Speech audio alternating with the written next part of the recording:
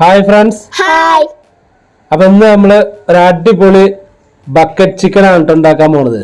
അപ്പോൾ നമ്മൾ 2 ചിക്കനൊക്കെ മേടിച്ചു കൊടുക്കുന്നുണ്ട്. ബക്കറ്റ് ചിക്കൻ അടിപൊളി സംഭവമാണ്.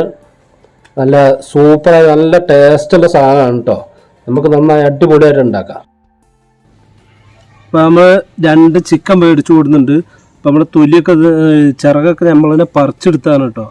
ഇതിൻ്റെ ചിറകൊക്കെ ഫുള്ള് പറിച്ച് ചൂടുവെള്ളത്തിലൊക്കെ ഇട്ടിട്ട് ഫുള്ള് പറിച്ചെടുത്താണ്. സ്കിന്നോട് കൂടിയിട്ടുള്ളതാണ് എടുത്തത്. അപ്പോൾ 2 എണ്ണം നമ്മൾ മേടിച്ചു കൊടുക്കുന്നുണ്ട്.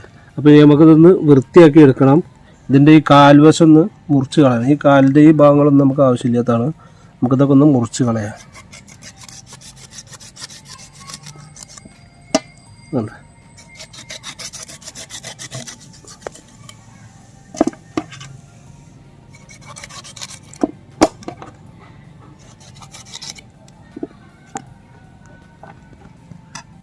പിന്നെ നമുക്കിതൊന്ന് നന്നായിട്ടൊന്ന് കഴുകിയെടുക്കണം.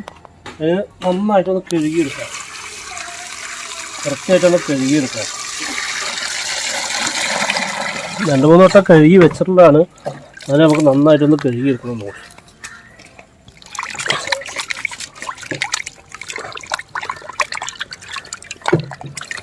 എല്ലാ വശവും നന്നായിട്ടൊന്ന് കഴുകിയെടുക്കാം.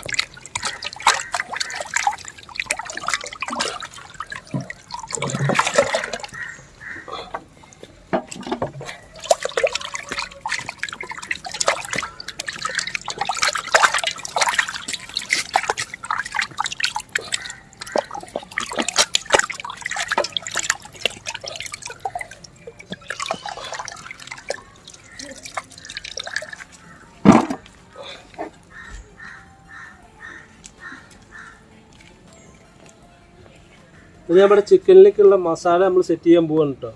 നമുക്ക് ഇതാ കുറച്ച് ഇഞ്ചിയും വെളുത്തുള്ളിയും അരച്ച പേസ്റ്റാണ്.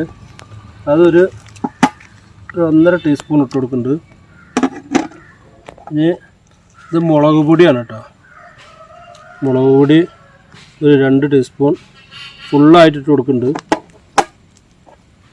അത് മഞ്ഞൾപ്പൊടി ഇതാ ഒരു 1/2 ടീസ്പൂൺ ഇട്ട് കൊടുക്കുന്നുണ്ട്. ഇത് കുരുമുളക് പൊടിയാണ്. കുരുമുളക് പൊടി 2 ടീസ്പൂൺ ഇട്ട് കൊടുക്കുന്നുണ്ട്. 2 ചിക്കൻ്റെ കാരണമാണ് ഇത്തിരി കൂടുതൽ എടുക്കുന്നത്.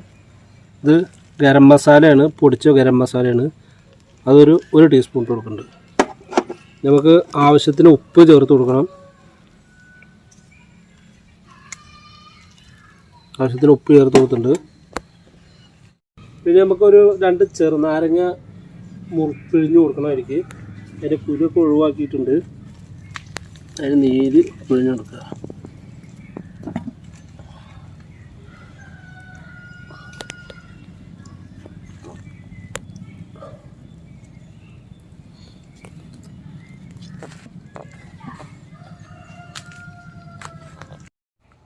ഇനി നമുക്കിതിൻ്റെ കുരുകളൊക്കെ ഒന്ന് എടുത്ത് ഒഴിവാക്കി കളയാം.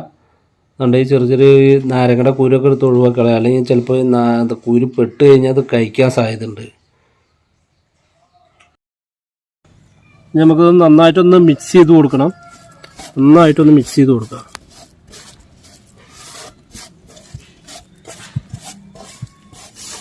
ഒരു ലേശം വെള്ളം കൂടി നമുക്ക് ചേർത്ത് കൊടുക്കണം.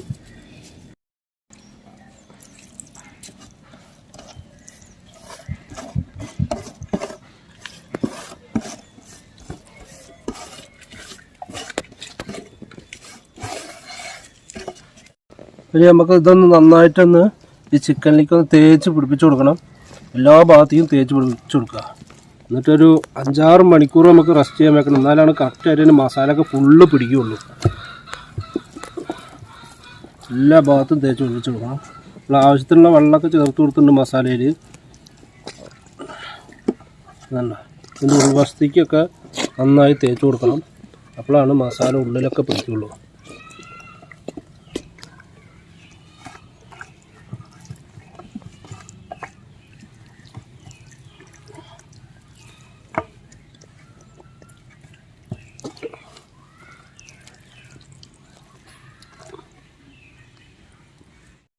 നമ്മുടെ മസാല മൊത്തം തേച്ച് പിടിപ്പിച്ചിട്ടുണ്ട് കേട്ടോ.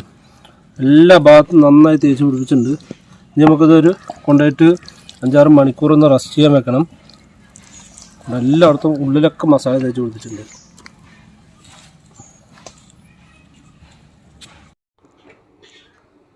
ഇപ്പം നമ്മൾ കോഴി ചുടാൻ പോണത് ഈ കമ്പി വെച്ചിട്ടാണ് കേട്ടോ.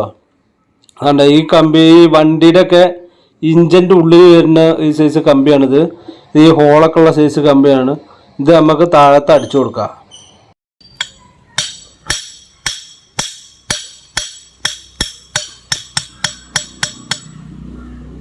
അടിച്ചിറക്കിയിട്ടുണ്ട്.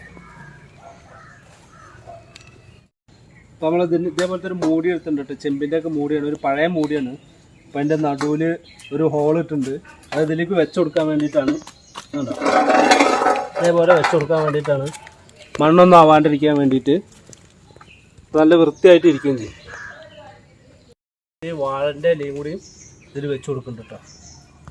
വാഴൻ്റെ ഇല ഒരു ഹോൾ ഇട്ടുണ്ട്, നമുക്കവിടെ വെച്ച് കൊടുക്കാം.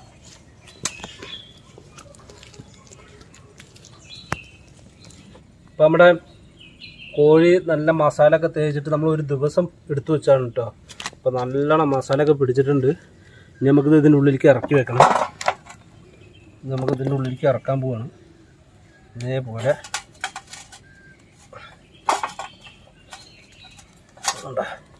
അതേപോലെ ഒരു കമ്പി അടിയിൽ ഇട്ട് കൊടുക്കുന്നുണ്ട്.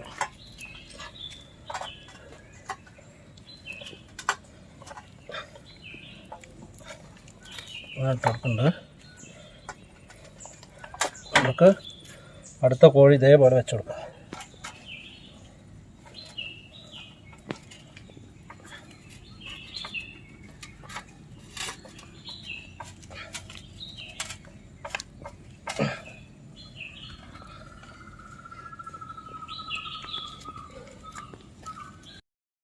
ഇനി നമുക്ക് ഇതേപോലത്തെ ടിന്ന് കൂടുന്നുണ്ട്.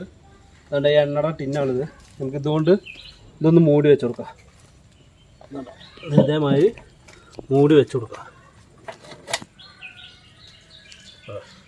അപ്പം നമ്മളിതിൽ ഫുള്ള് 4 സൈഡ് ഓലയൊക്കെ വെച്ചിട്ടുണ്ട് കേട്ടോ. അപ്പോൾ അത് കത്തിക്കാൻ പോവാണ്. ഫുള്ള് ഓലയൊക്കെ വെച്ച് കത്തിക്കാൻ പോവാം. നല്ല 4 സൈഡും വിറകൊക്കെ വെച്ച് കൊടുക്കണം.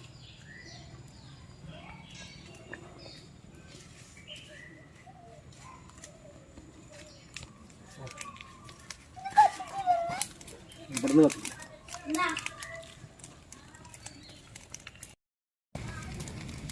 നമ്മളിതാ കുറേ ഇലയൊക്കെ വെച്ചിട്ടാണ് ഇപ്പോൾ കത്തിക്കുന്നത്.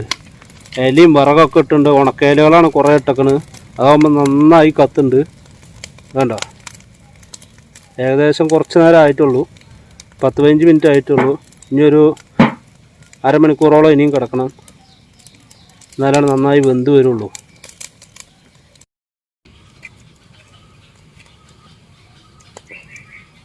കത്തി കഴിഞ്ഞിട്ടുണ്ട് കേട്ടോ.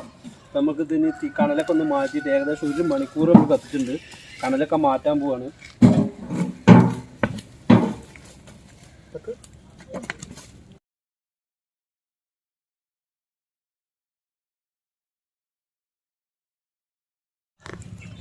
നമ്മുടെ ചിക്കൻ അടിപൊളിയായിട്ട് വെന്ത് വന്നിട്ടുണ്ട് കേട്ടോ. നമുക്കത് എടുത്ത് ഒരു പാത്രത്തിലേക്ക് മാറ്റാൻ പോവാണ്.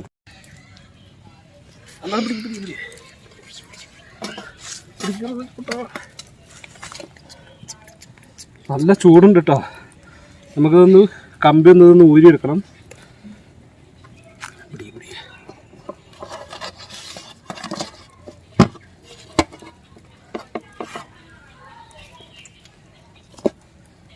അപ്പോൾ അടിപൊളിയായി വെന്ത് വന്നിട്ടുണ്ട്. അപ്പോൾ നമ്മുടെ ചിക്കൻ നന്നായി ആയി വന്നിട്ടുണ്ട്.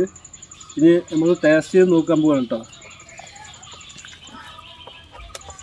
നല്ല ചൂടാണ് കണ്ടോ. നന്നായി വെന്ത് വന്നിട്ടുണ്ട്. മയോണൈസൊക്കെ കൂട്ടിയിട്ട് തിന്നണം.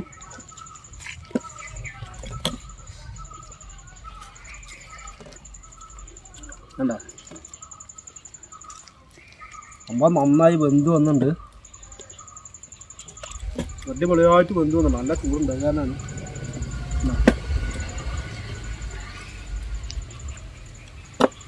അപ്പോൾ നല്ല ടേസ്റ്റാണ് കേട്ടോ. നല്ല ലേശം മയോണൈസൊക്കെ കൂട്ടിയിട്ട് വേണം കഴിക്കാൻ.